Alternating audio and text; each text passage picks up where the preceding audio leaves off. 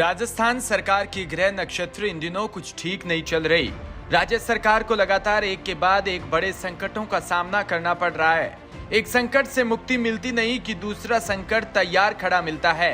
कई बार तो परेशानियां चौतरफा हमला कर रही है। इन संकटों से निपटने के लिए सरकार को बहुत वक्त और शक्ति जाया करनी पड़ रही है। वर्तमान की ही अगर बात करें तो अशोक गहलोत सरकार के सामने कई ऐसी चुनौतियां हैं जिनकी वजह से वो जूझ रहे हैं। समस्याओं को सुलझाने के लिए एक और जहां जनता का प्रेशर है तो दूसरी ओर विपक्ष भी लगातार हमलावर हो रही है। कुछ संकट ऐसे हैं जिनके लिए राज्य सरकार सीधे तौर पर तो जिम्मेदार नहीं, लेकिन इन संकटों से निजात दिलाना राज्य सरकार की ही जिम्मेदारी है।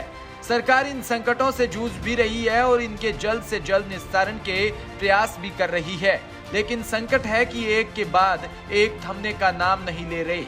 पहले भी कई तरह के संकट सरकार की परेशानी बढ़ा चुके हैं और सरकार उनसे उबरी भी है, लेकिन अब प्रदेश चुनावी मोड पर आ गया, लिहाजा विपक्ष भी हर मामले को पुरजोर तरीके से उठाने की कोशिश कर रहा है। प्रत्येक मामले में सरकार को सीधे तौर पर घेरा जा रहा है। कोयले की कमी से खड़ा हुआ बिजली संकट सरकार के सामने एक बड़ी चुनौती है। बिजली कटौती शुरू होने से जनता में रोष पनप रहा है। भीषण गर्मी में कई जगह पर पेयजल का संकट भी खड़ा हो गया। पानी की किल्लत होने से जगह जगह प्रदर्शन देखने को मिल रहे हैं। पशुओं के लिए चारे का बंदोबस्त करना भी सरकार के लिए एक बड़ी चुनौती है। अपराध और कानून व्यवस्था के मुद्दों को लेकर भी सरकार को घेरा जा रहा है। जगह जगह हुई अपराध की बड़ी घटनाओं में सरकार की चिंता बढ़ी हुई है। करौली के बाद अलवर में हुई दुर्घटना ने भी सरकार की परेशानी बढ़ा दी।